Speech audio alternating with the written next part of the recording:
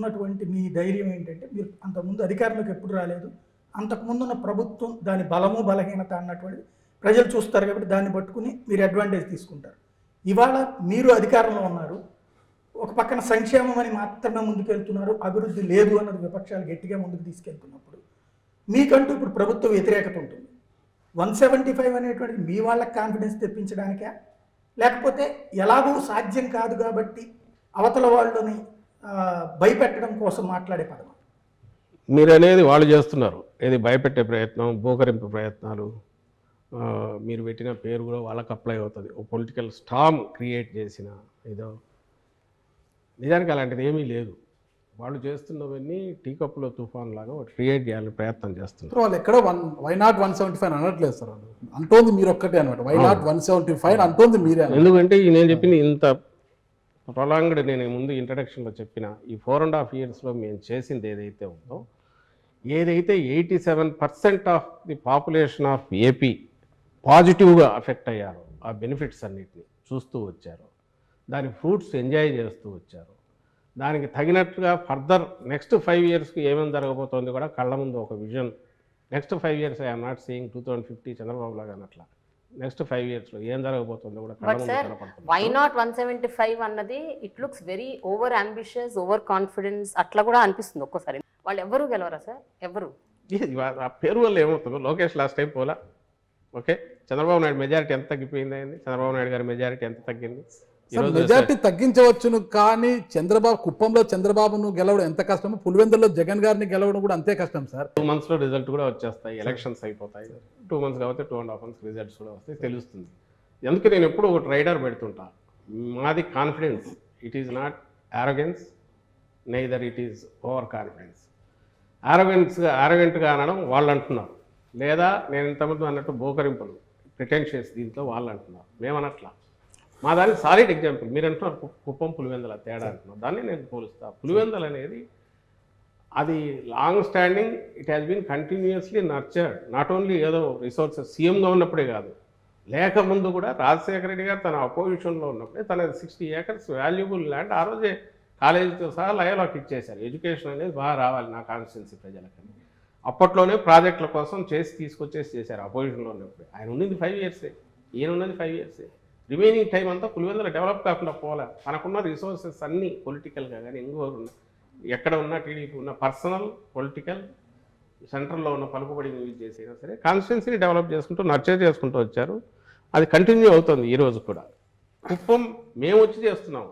పులివెందులకు నీళ్ళు ఇచ్చింది నేనే అనేది చంద్రబాబు నాయుడు గారు చెప్తున్నారు. సార్ ఇప్పుడు మేము నీళ్ళు ఇస్తున్నాం, మీరు చెప్తున్నారు అభివృద్ధి అనేది. ఆఖరికి గండికోట నింపింది ఎవరు? R&R ప్యాకేజ్ పూర్తి 1000 కోట్లు 1200 కోట్లు ఎవరు పే చేశారు? పే చేసి 17 TMCలు ఫస్ట్ టైం నింపింది ఎవరు? ఆఖరికి ఎంత పెడుతున్నాము, రిజల్ట్ ఎవరు ఇచ్చామనేది, అవన్నీ గ్రౌండ్ వర్క్ అంతా రాజశేఖర రెడ్డి గారు చేశారు. ఈయన చిన్న చిన్నవి పై మెరుగుతుంది, కొన్ని స్టార్ట్ చేసిండొచ్చు. అక్కడ ఆఖరికి వచ్చేసరికి మొన్న ఫైనల్గా ఎక్కువ పెట్టాల్సి వచ్చింది, జగన్మోహన్ రెడ్డి గారు పెట్టారు. ఈరోజు రిజర్వాయర్లు ఫుల్ నిండినాయంటే అటువైపు రాయలసీమలో ఎక్కడైనా సరే.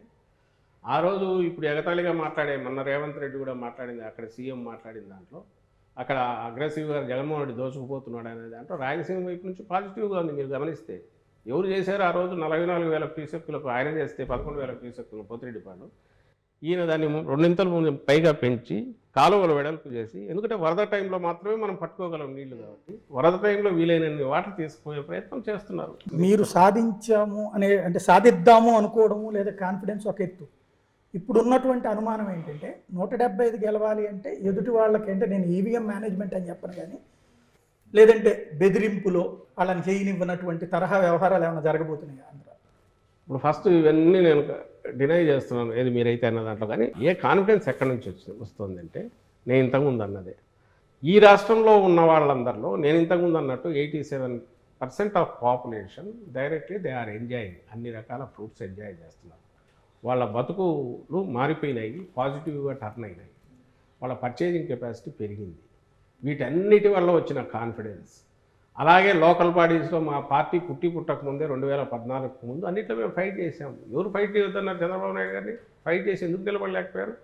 జగన్మోహన్ రెడ్డి గారి కుటుంబ సభ్యులు కూడా జగన్మోహన్ రెడ్డి గారు ఓడిపోతారని చెప్తున్నారు.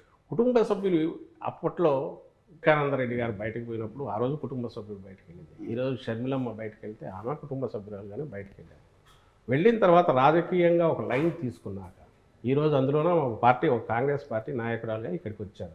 లైన్ తీసుకున్న పర్పస్ ఇక్కడ ప్రజలకు అన్యాయం జరుగుతుంది, ప్రజల కోసం నిలబడతా అనేది కదా. అవి అట్లయితే చంద్రబాబు చెప్పేవని నిజాలు కావాలా? మనం పులివెందులలో చెప్పేవని నిజాలు కావాలా? మనం మాట్లాడిందే నిజమైతే అట్లాంటప్పుడు చంద్రబాబు నాయుడు మించిన వాళ్ళు ఎవరు ఉంటారు? మన మాటలే నిజం అనుకుంటే, మనం ఎంత గట్టిగా మాట్లాడితే అది నిజం అవుతుంది అనుకుంటే, చంద్రబాబు నాయుడు నుంచి గట్టిగా అరవగలిగిన వాళ్ళు ఎవరు? ఆ గొంతును 10,000 రెట్లు పెంచి వినిపించగలిగిన ఆ మీడియాని తట్టుకునే శక్తి పదే వాళ్ళు పంప్ చేస్తుంది ఏంటంటే సొంత చెల్లిని కాపాడలేకపోయారు, సొంత చెల్లిని కన్విన్స్ చేయలేకపోయారు, సొంత చెల్లి ఆయన డెవలప్మెంట్ చేస్తుంది అని బిలీవ్ చేయట్లేదు. రాష్ట్ర ప్రజలు ఎందుకు బిలీవ్ చేయాలి, ఎలా బిలీవ్ చేయాలి? అది ఎవరు అడగాల్సింది? మీరు అడిగితే బాగానే ఉంటుంది. చంద్రబాబు నాయుడు అది అడగాల్సిన అవసరం లేదు. ఆయన స్ట్రైట్ ఒకటే 14-19 మధ్య ఇది చేశానని చెప్పచ్చు. ఈరోజు మళ్ళీ మేము వస్తే ఇది చేస్తామని చెప్పచ్చు. లేదా 14-19 మధ్య నేను ఇది చేసినది ఈయన తీసేశాడు, నేను వచ్చి ఇంతకంటే చేస్తానని చెప్పచ్చు. ఆయన అనట్లా. ఆయన చూపించాల్సింది ఎక్కడ ఆయన ఫెయిల్యూర్ కనపడతానంటే, ఆయన ఇదిగో మీ చెల్లెలకు చేయలే, స్టేట్కి ఏం చేస్తామంటున్నారు. అది మీరు అడిగితే బాగుంటుంది, ఒక కామన్ మ్యాన్ అడిగితే బాగుంటుంది, సమాధానం ఇస్తాం. ఆయన పొలిటీషియన్, అందులోనూ 14 ఏళ్ళు సీఎంగా ఉన్న వ్యక్తి, ఓ పార్టీ అధ్యక్షుడు. 95లో ఏ రీతిలో అయినా సరే వాళ్ళ మామని దించి ఇంకో పద్ధతిలో వచ్చి అప్పటి నుంచి కబ్జా చేసిన పార్టీ కావచ్చు, ఏదైనా కావచ్చు, తనే అధ్యక్షుడిగా కొనసాగుతున్నారు. ఆయనకు చెప్పడానికి ఏం లేదా? ఆయన ఈ మాట అనడం ఏంది? ఇంట్లో వాళ్ళు ఇంకోటో రకరకాల కారణాల వల్ల ఒక్కొక్క లైన్. నేను చంద్రబాబు నాయుడు గారు అన్నది చెప్పట్లా, షర్మిల గారు క్లెయిమ్ చేస్తున్నారు. అవును, ఆమె అన్నది మాటలు రిపీట్ చేస్తుంది. చిలక పలుకుల్లాగా చంద్రబాబు నాయుడు గారి స్క్రిప్ట్ రాయిస్తే అది మాట్లాడుతున్నారు. కుటుంబ సభ్యుల నుంచే ఆయనకి ఇబ్బందికర పరిస్థితులు తలెత్తుతున్నాయి కదా. ఒక పద్మవ్యూహంలో ఉన్నట్టుంది ఈ రోజు జగన్మోహన్ రెడ్డి. ఇవన్నీ చిన్న దూదిపింజల్లాగా అట్లా క్రియేట్ చేసిన మేఘాలు లాంటివి అవి పక్కకు పాసింగ్ క్లౌడ్స్ వస్తున్నాయి పోతున్నాయి. క్లియర్ చేసిన వాళ్ళు వాళ్ళ దీంట్లోనే మీరు టోన్ చూడండి. ఈరోజు మాట్లాడట్లేదు అనేది. ఎప్పుడు ఏది కావాలనో దానికి ఆర్కెస్ట్రాలో తీసినట్టు అది తీస్తున్నారు, దడదడదడ కొడుతున్నారు. మేము చేసింది చెప్పుకునే పరిస్థితి లేకుండా డిఫెన్స్లో రిప్లై ఇచ్చే పరిస్థితి క్రియేట్ చేయాలని వాళ్ళు చేస్తున్న దాంట్లో మీరు కూడా అవే తీసుకొచ్చేసి మమ్మల్ని